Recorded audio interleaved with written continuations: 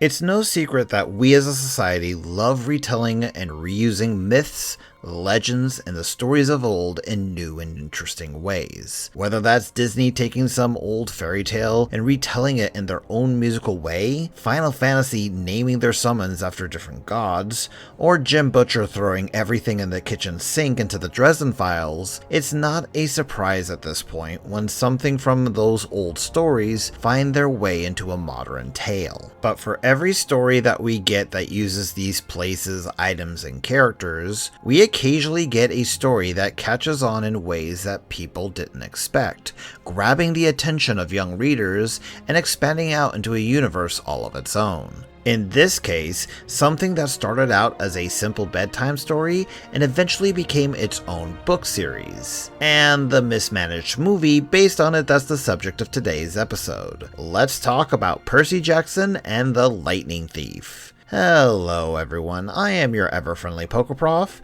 and welcome back to Fascinating Fiction. Percy Jackson as a franchise is an interesting one to get into, mostly because it came on the heels of the popularity of the Wizard Who Must Not Be Named and his Devil author, as well as the explosion of other young adult fantasy that really started to take the world by storm. It actually had started because the author of the series, Rick Riordan, was telling bedtime stories to his son Haley. The kid was in the second grade at the time and had constantly asked his father for stories about the gods, with the man telling his son about the classical myths. After he ran out of myths to tell, Haley suggested that his father make up brand new ones, and thus Percy Jackson was born. Believe it or not, I originally hadn't ever read the series. It kind of passed me by, and considering the other big young adult series going on at the time, it just wasn't something I was really exposed to. And then my good friend, thumbnail designer, and fellow YouTuber Them Turk suggested that I give the book a try. While not something that I felt like I really needed to get into like I am with some of my other fantasy series, I enjoyed it enough to check out the movie based on it. And while said movie has some great potential, there are many elements that leave a lot to be desired, but not exactly for the reasons you might think I would have issues with. You'll see as we get into the movie.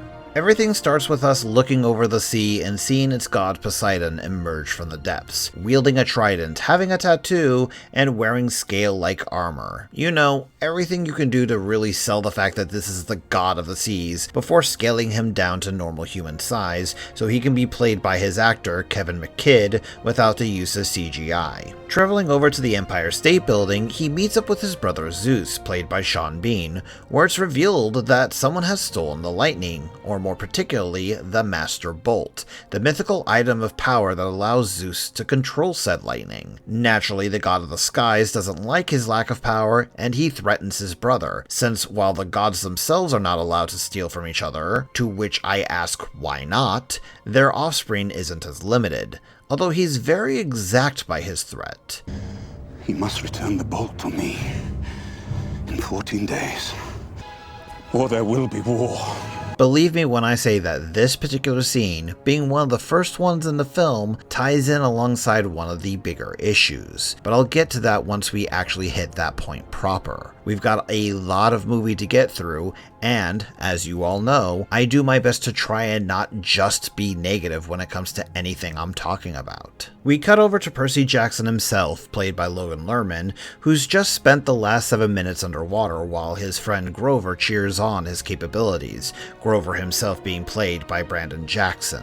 Inhuman ability to be in the water aside, Percy is portrayed as one of your normal high school students, in a school that's shown to be on a bit of the bad side of things, despite it being a famous academy. We actually get a small indication of something going on with him when his substitute teacher, Miss Dodds, calls upon him in class to answer a question, with him being unable to read the words on the board. This directly leads us over to him complaining to his mother about school when he gets home. I think this dyslexia thing is getting worse. Maybe it's the ADHD. And this is where I gotta stop things to point out one of the underlying issues of the entire film, that's kind of summarized in this single line. The fact that the movie as a whole doesn't trust its audience to understand things to the point where they'll shove it into the audience faces as dialogue. Now, admittedly, yes, both dyslexia and ADHD are core parts of Percy's character, something that needs to be established for the audience as a whole. But the way it's presented here makes it feel like these are sudden issues that Percy's just really starting to complain about instead of something that he's been dealing with all of his life, which both dyslexia and ADHD are things that would be commonly learned about in childhood. Which means I've got to bring up a comparison to the book because yes, this is one of the major changes that really highlights one of the biggest issues with the story. In the original novel, Percy is only 12 years old and has been dealing with trouble thanks to these aspects his entire life. The way the dialogue is written makes it clear that it was intended for someone of that age, where they're still learning about just what these issues are, instead of someone towards the end of high school who'd likely know all of these things by this point, especially when we're talking about the late 2010s, which is when the movie takes place. After a quick introduction to Gabe, Percy's stepfather and overall just a rather scummy human being, we cut to a class field trip where the kids learn about Zeus, Poseidon, and Hades. Or at least the movie's version of them. While I'm pretty sure that folks are used to the revisionist history of the Greek gods, especially considering Disney's interpretation of a certain half-god of strength, what they do here is measures beyond that, something that we'll see here in a bit. Despite the focus from one of the previous incarnations of 007, because yes, that's Pierce Brosnan, and yes, he's utterly wasted in the film, Percy ends up going up against Mrs. Dodds, who reveals herself to be one of the Furies, a servant of Hades. It's only through Brosnan and Grover giving him an assist that leads it to being chased off and Percy learning the fact that he's the main character in a movie now. Even so, we leave Percy in the dark about things, rushing to grab his mother, kicking Gabe in the nuts,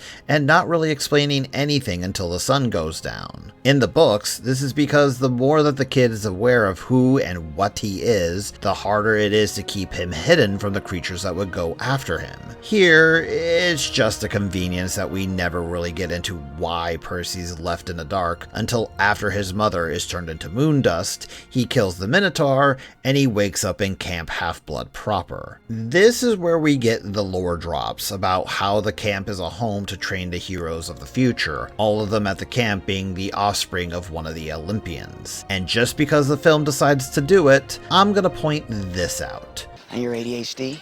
You're impulsive, Percy. You can't be still. Those are your natural battle reflexes, man. See, that's the better way to do exposition on the whole ADHD and dyslexia thing, instead of just having Percy spitting out the facts like it's some recent thing that he's been going through. And while the explanation of your mind is hardwired for ancient Greek to explain his dyslexia is a bit of a sillier idea, it's at the very least book accurate. Not only that, but it's something that Riordan wanted to make part of Percy's character because his own son had both of these aspects and wanted to give them something to relate to with Percy. Regardless, our main character takes the fact that he's a demigod pretty well. This is a lot to process. Great Scott. I know, this is heavy. We're next introduced to Annabeth, who's our main female lead of the film, played by Alexandria Daddario, and I apologize if I mispronounce that name. And there's just something about the way she's portrayed in this first scene, as if there's something missing. Hang on, let me try a few things. Nah, that doesn't work. Pretty woman, won't you pardon me? Nah, that doesn't work either. There's gotta be a joke in here that... Bow chicka wow! No! None of that! Shame on you! In all seriousness though, this is something that happens way too often in films, where they introduce the female lead and they focus on how pretty she is. Doesn't matter what she's doing or how she's doing it, they do the whole sway of her hair, the arch of her spine, and doing anything else to go, oh yeah, she's gonna be the main character's girlfriend by the end of the film. And while I do give this movie some credit, since it is nowhere near the low bar that is the pointless cheesecake that is the Transformer film, it's still something that really threw me off. At least she's trying to act, which is more than I can say for some of the others in this film. Regardless, the entire next bit is effectively a training arc for Percy, showing off a combination use of his powers, and the fact that he is, as the characters put it, destined for greatness because he's a demigod. And this is where I've got to come down the hardest on the movie, not for its inaccuracies from the book, which, yes, there's a lot of them, but because of the structure. The audience was told, no less than 4 minutes into the film, that we are on a time limit until Zeus does his whole temper tantrum war. We know that Percy is the son of Poseidon, thanks to the movie flat out telling us when it gets the chance, and even tells us straight out that he's suspected of being the lightning thief.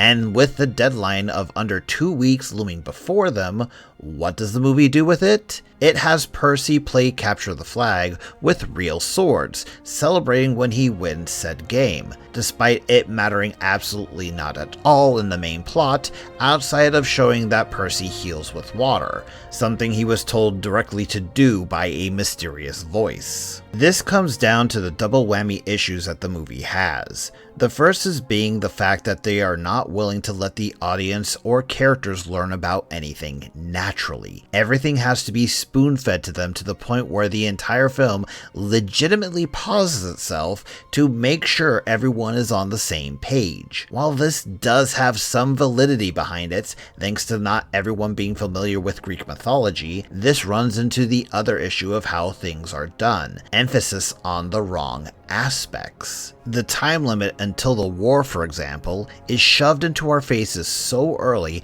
that that's the major thing that's going to be in our minds. We should focus on that entirely. And yet in the books, while we are aware that something is going to be happening on the summer solstice, we are never known the exact time frame of things or who it's exactly about. But the emphasis on the wrong aspects gets even worse. Percy just won a war game at camp that, after this next scene, will become completely irrelevant for the rest of the film.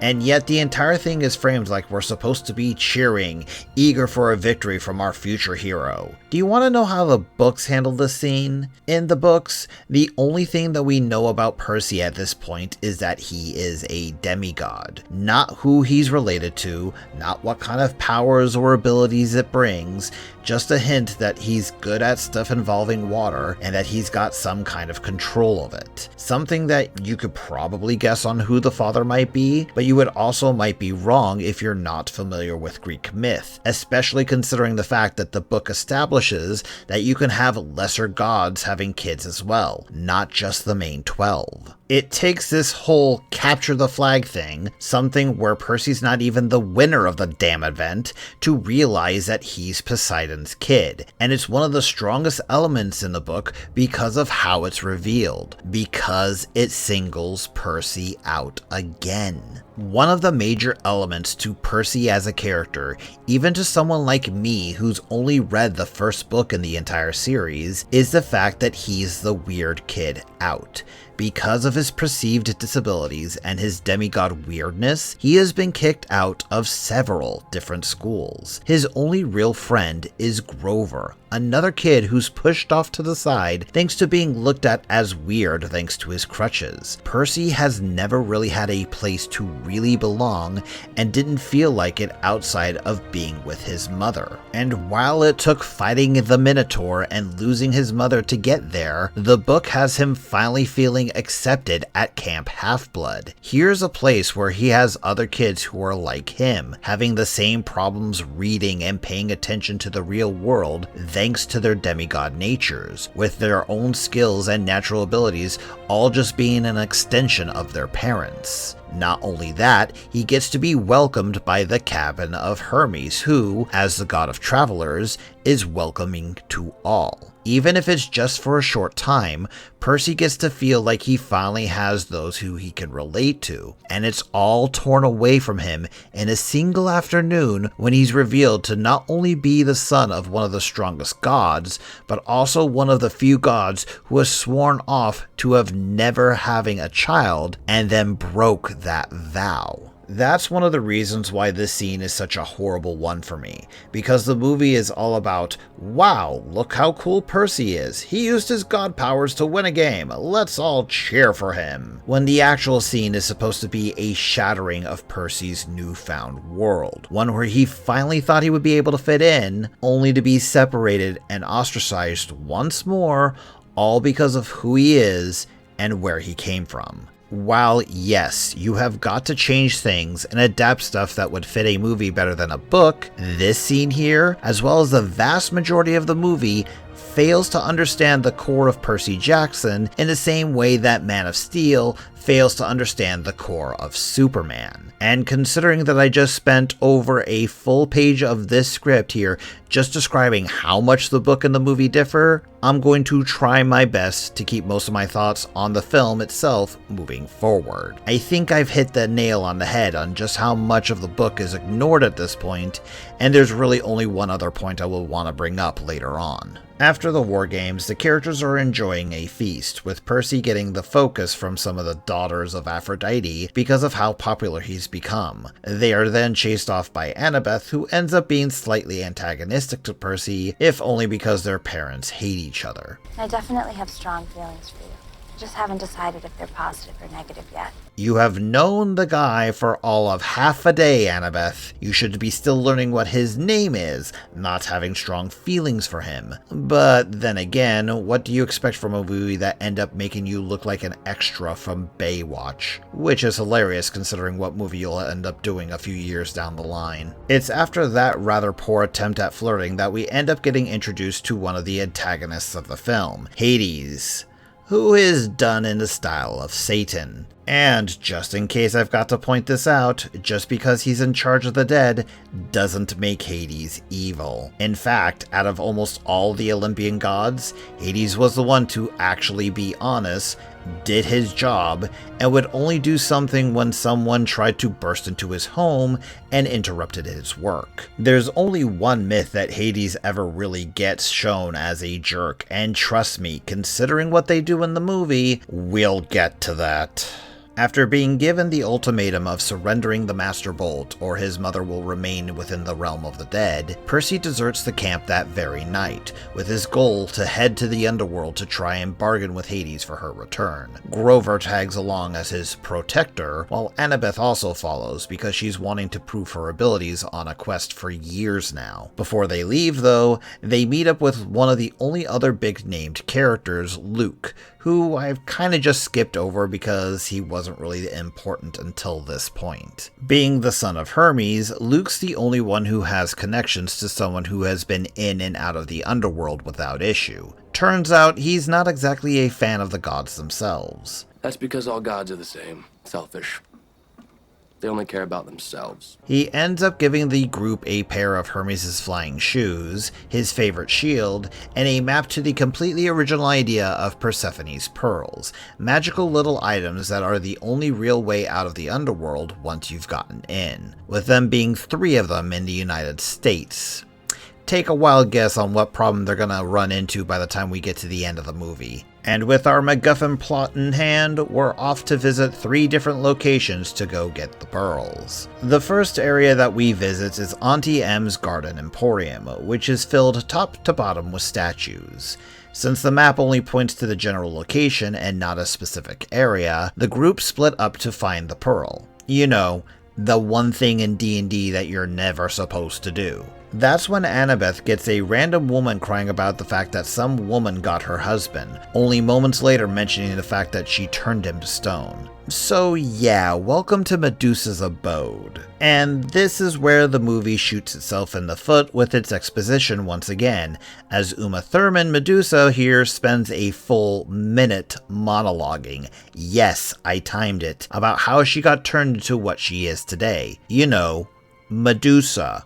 one of the few figures in Greek myth that probably outdoes the gods in just how well known she is. What's even worse here is how Percy, who's been shown to know next to nothing about the myths, immediately knows who Medusa is. But Annabeth, daughter of the goddess of wisdom and the one who's been training all of her life in Camp Half-Blood, doesn't clue into who she's fighting against even after the random lady yells about turning her husband into stone. The rest is just your classic Medusa-style combat, trying to fight her while not looking at her. I do gotta give credit to Thurman's acting though, as apparently she worked with a snake wrangler to get the feel of what it might be like to have snakes as hair, and the fact that they did give her this really taunting, encouraging way to try and entice the group into looking at her. While I'm not so sure if the myth Medusa actually had such an ability, it does work with her in a snake charmer style. Of course, turns out the old Gorgon had the first of the pearls. This leads us to continuing onward, heading over to the Parthenon in Nashville. We do get a bit of the world building here and there,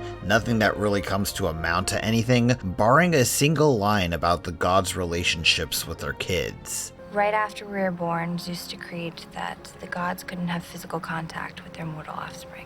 This has relevance later on in the movie, but it's kind of just a poor man's version of the vow I mentioned earlier. That's the actual rule from the book. The idea that Hades, Zeus, and Poseidon couldn't have kids because their offspring were just so powerful. Like, on the level of Hercules powerful. Otherwise, it's just here for some pathos for the characters on why none of them have good relationships with their parents. The second pearl ends up being in a tiara that the statue of Athena is wearing. And seeing just this random little bit of gold on the statue made me look up what the actual statue looks like. Talk about a drastic difference. Either way, coming up with an idea of just hiding into the bathrooms until closing time, our heroes end up finding some janitors cleaning up. In Annabeth's only real heroic action in the entire film, she knocks out the janitors with sleeping arrows, just roll with it, and they end up calling Luke to figure out how to work the flying shoes, because this movie couldn't let a scene go by without more exposition. Thankfully, getting the pearl is easy, until the janitors wake up and show that they're actually another mythical monster in disguise. Of course, being the hero of the film, Percy goes out and fights the Hydra. And of course, because he lacks the intelligence of fighting everyone but Medusa in this movie, you know what happens? Percy, stop! No! Will you forget the head-slicing thing? It's bad when even Disney is making a joke out of this, and yet this movie feels the need to pause the entire action scene to remind us that cutting off the head of a Hydra makes two more grow in their place. Can you only imagine what it'd be like if the person who wrote this movie was behind something from the Marvel Universe? In fact, give me a moment. I gotta look up to see what else this guy has done. What do you mean he was a major hand in the Agents of S.H.I.E.L.D.? It takes using the leftover Medusa head to leave the Parthenon with a brand new statue, which of course is never mentioned ever again. We eventually get to the Lotus Casino in Vegas, and this is something I had to actually look up. Usually when it comes to anything that is Lotus based in myth, my first thought goes to Asian mythology, since I know it's a common element in many Chinese and Japanese stories. Imagine my surprise when I learned that the Lotus Eaters, as the villains of our last challenge are eventually revealed to be, come from Homer's Odyssey instead. I mention that because out of all the things this movie tries to over-explain, this was the one thing they decided to just go, meh, they've been luring people since ancient times, and leave it at that. Really though, this part of the film is probably the most forgettable bit, because it's your classic character gets drugged to remain someplace they really shouldn't idea that we've seen done to death. That's not even mentioning the fact that our heroes don't even break out themselves. It takes the mysterious voice from before, which the earlier scene with Annabeth basically describing as Poseidon whispering guidance to Percy, to realize that they were being had. With the 3 pearls found, Percy and the others eventually make it to the gates of Hades itself, the Hollywood sign. Why do I feel like this was a clapback at the movie industry in general? Woe to all depraved souls. Seriously? You couldn't have had the well-known "Abandon all hope ye who enter here"? Legit one of the most famous lines from the Divine Comedy? If you're gonna be turning the underworld into hell, at least go the whole 9 yards with it. And of course, they have to follow up that with this line once the entrance closes up behind them. There ain't no turning back now. Yep. Looks like we're stuck in here. We have literally been spending over half the running time of this movie specifically for you guys to find a magical way to get out of the underworld. What was the point of stating the fact that you couldn't get out? We knew this already. Meeting up with Charon, and yes, I pronounce it that way because I don't think the Ferryman of the Dead should be compared to a lady in a bad haircut that wants to speak to my manager. We end up traveling to Hades' home proper, only after being shown that the underworld is more or less just hell. We even get a character saying as much in a few minutes. It's after the trio get cornered by a couple of hellhounds. What? Did we spend all the budget on the Hydra so we couldn't spring on for Cerberus? That we get introduced to Persephone. And this is where the movie really gets into the one myth that you can take as Hades doing a bad thing in Greek mythology, the relationship with his wife. The fact that the whole point of Persephone having those tears is so that she can have suitors come down and visit her in the underworld, as she pretty much hates her husband. What will you do? I'm already in hell. This leads us into being introduced to Hades himself, and, well, I know I said I was going to avoid comparisons to the book after my earlier rant, but this is the one last thing I've got to point out, just because it kind of makes me tilt my head in confusion. And that's the complete role reversal of the gods and other mythical characters like Charon and how they're portrayed. One of the things from the books that was made very clear is that all of the gods did their best to keep up with the times, to adapt their likenesses, their interests, and even their clothing with the modern era. Ares, the god of war, actually shows up in the books dressed up like your classic biker. Hell, Charon is written as a lover of Italian suits. The only character who is depicted as a traditional-looking Greek god is Hades. And yet here, it's the complete reverse, with Hades being described by Grover as looking like Mick Jagger. And it turns out, just trying to tell the villain of your movie, hey, I'm not the guy you're looking for, doesn't really work, since that was kind of the plan this entire time. Who would have guessed that trying to talk down a god that wants a war wouldn't work if you didn't have a bargaining chip? Also, I love how Grover and Annabeth are just kind of standing there while all this is happening, especially in this shot when they're all reacting to Percy's mom being released from Hades' prison. Annabeth's just kind of weaving around like she's ready to stab someone. Yeah, like a bronze knife is going to do anything to the god of the underworld. It's just this scene that we learned that the Master Bolt was in the shield Luke gave to them this entire time, revealing who the true thief really is. This swerves the narrative as we are no longer having to deal with Hades at all, to the point where the movie doesn't even have Percy and the gang defeat him. Instead, Persephone distracts him with a kiss and then uses the bolt on him, even saying that he won't remember a thing, whatever that means in the context of this movie. This is finally when, after a full hour and a half of film, that our heroes finally realize, oh, we've got 4 people, but only 3 orbs to escape the underworld. Geniuses our heroes aren't. Grover stays behind to get it on with Persephone because satyrs, and the others are teleported to the Empire State Building, which is where Olympus is now. And because we need to fight against the true villain of the movie for our final climax, here comes Luke. After telling the audience that he is the lightning thief, seriously, why do so after Annabeth's already established this? We get a fight between them all.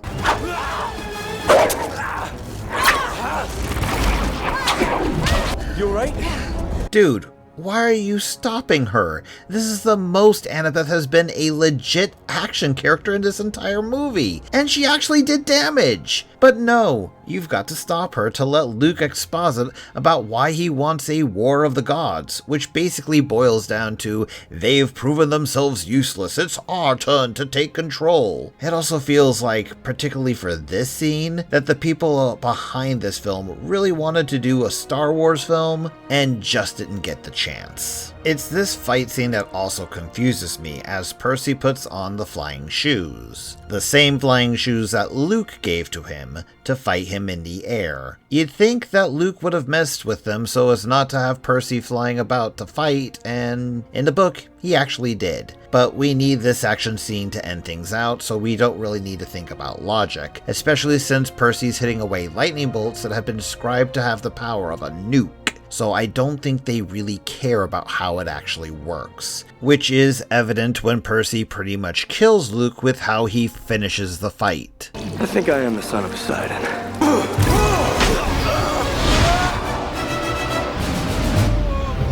Yes, I know Luke shows up in the second movie, but do you really think he would still be alive with getting a trident to the throat and tossed into the river like that? With mere seconds left on the clock, Percy ends up getting to the seats of Olympus, getting to see the gathered gods, including his father. Also, interesting side note here, all of the actors are billed in the credits as their gods. So despite the fact that only Athena, Poseidon, and Zeus get speaking lines, they did credit who was supposed to be who. After giving the bolt back to Zeus, explaining who actually stole it, and requesting to have Grover extracted from the underworld, because apparently Zeus can just do that, we get Poseidon being allowed to talk to Percy directly. And I've actually got to be honest here. Out of the entire movie, this is what I feel like is the best scene overall. Even if it's filled with the same exposition that the rest of the film has had up to this point, with Poseidon explaining why he's the reason that gods can't have contact with their kids,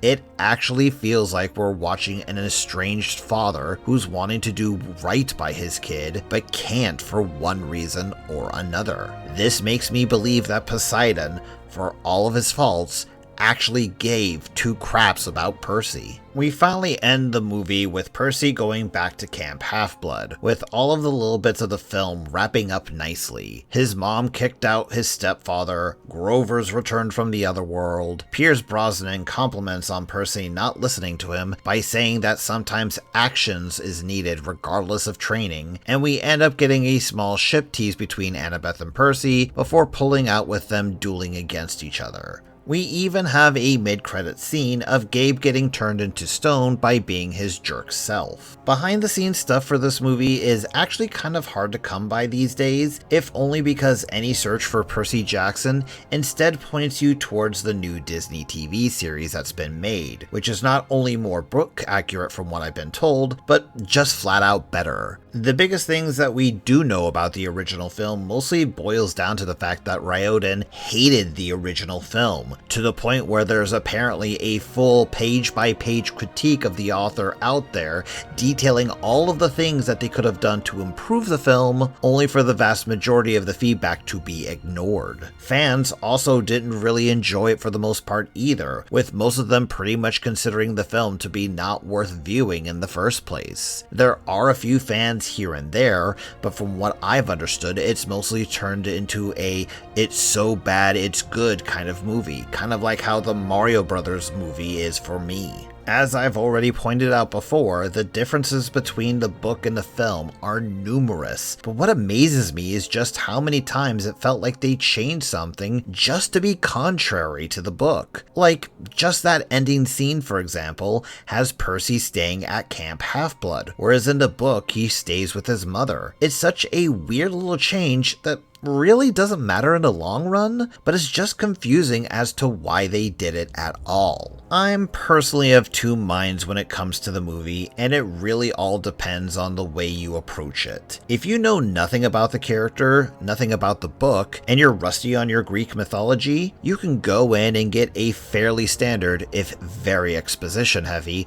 Fantasy film. It's one of those popcorn kind of movies. You turn off your brain, don't think much about it, and you can have a good time. But the moment you try to engage with the movie otherwise, everything just falls apart. Any fan of Percy Jackson is going to have an ever-growing list of the unnecessary changes between the film and the book. Anyone who knows about Greek myth will be poking holes in this movie every other time they introduce something, and anyone who pays attention to the actual story of the movie will be able to drive a semi-truck through some of the plot holes and unanswered questions that the film leaves us with. While I won't damn the film and say it's an unwatchable mess, Percy Jackson is a movie that's been so reviled by both author and fans that it's been completely disowned by both. And even when you take in the fact that it's based on an established property out of the equation, this film feels more like something that would have been made by newbies to making movies and just happened to have the budget to grab some of the biggest names around. While there are worse films out there, I can't help but think that in the end, all the Lightning Thief is going to do is steal your time.